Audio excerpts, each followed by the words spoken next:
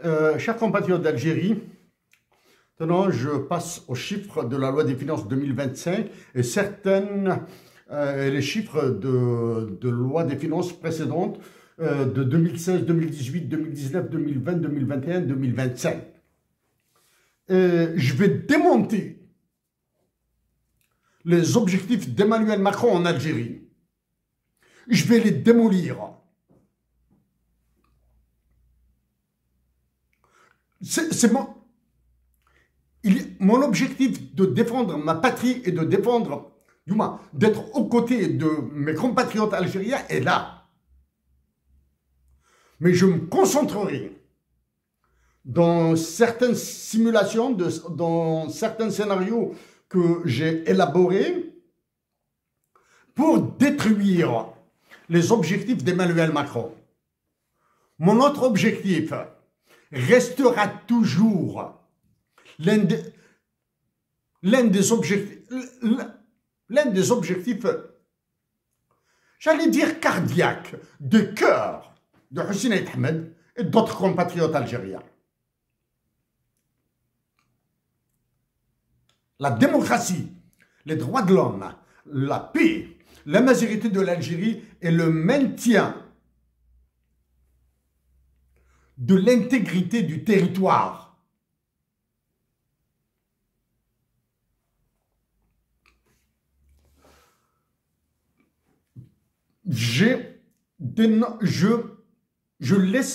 J'ajouterai ces documents à ma présentation. Mais j'ai des notes additionnelles que j'ai rajoutées hier soir, etc. Malheureusement que je ne peux pas rajouter immédiatement.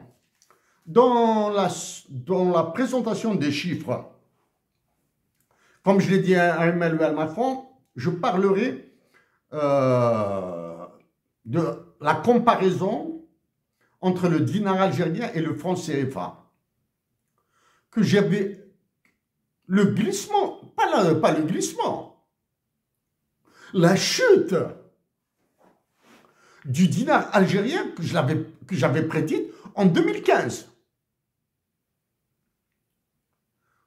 Aujourd'hui, il y aura juste des chiffres bidons, là, du moins des chiffres bidons, des chiffres faciles à interpréter, à analyser, à comprendre, en introduisant quelques critères, quelques calculs élémentaires, etc. Mais pour l'aspect mathématique, je vous renvoie à mon analyse de l'impact de la dévaluation du dinar en 2015. Donc, dans les chiffres qui suivront, j'ai introduit le taux de change. Que ce soit taux de change dinar-dollar, c'est-à-dire au certain dinar, ou bien le taux de change au taux de change au dollar certain. C'est banal, ça c'est banal. Ne vous inquiétez pas pour ça. Là. Vous avez tous remarqué l'absence depuis au moins 5 ans du gouverneur de la Banque centrale d'Algérie et de son comité sur le crédit et la monnaie. Absent complètement de l'information. Ça, c'est sûr. Donc, je le répète, comme je l'ai dit en 2015, la Banque centrale d'Algérie doit être appelée le four crématoire, la chambre à gaz des Algériens. Les commentaires que je ferai sur la base de ces chiffres, ils sont globaux. Aller dans le détail demande beaucoup de temps, demande beaucoup de compétences.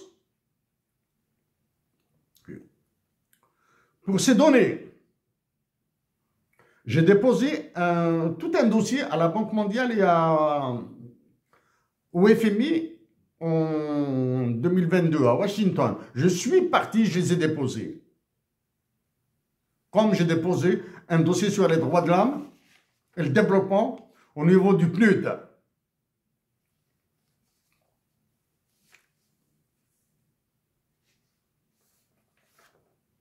L'information qui m'a manqué le plus, l'information qui me manque pour faire des calculs un peu plus détaillés, hein, c'est la population algérienne. J'ignore quelle est la population algérienne, même s'ils ont fait un recensement de la population, là. Je l'ignore.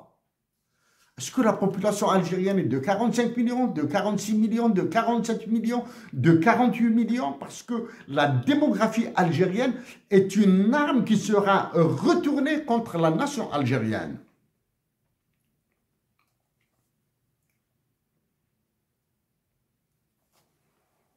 Commence.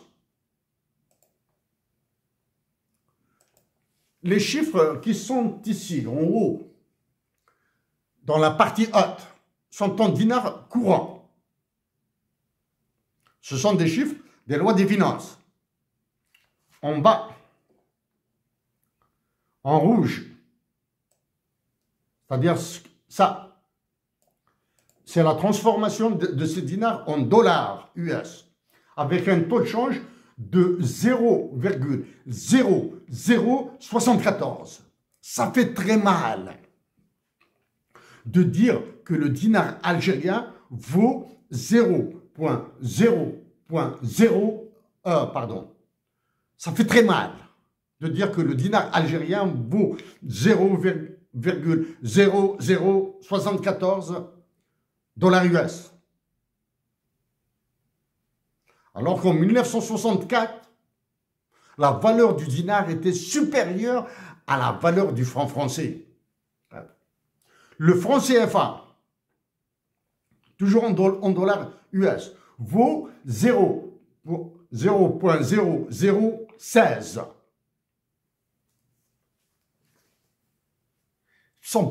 J'allais dire qu'ils sont presque identiques.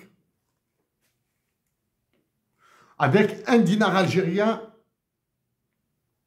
il n'est possible d'acheter que 4,625 francs CFA. C'est-à-dire la monnaie d'Emmanuel Macron au Mali, au Niger, au Tchad, au Sénégal et un peu partout là.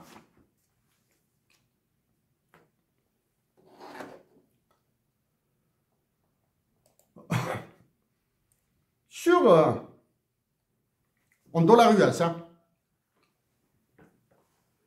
Le voici. En 2025, le budget de la présidence de la République est de 550 662 964 dollars US.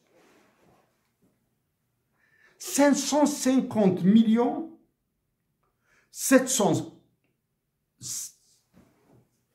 662 964 dollars.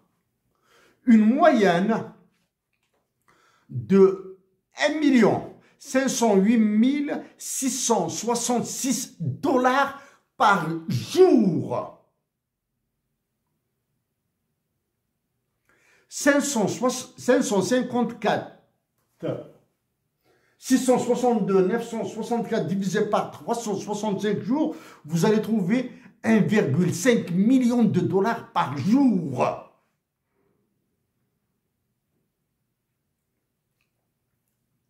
Est-ce qu'il y a des fonctionnaires, des salariés, des employés de la présidence de la République et des services rattachés à ce machin-là qui s'appelle présidence, qui dînent à Los Angeles et reviennent le matin pour travailler 1 heure et repartir dîner à Miami?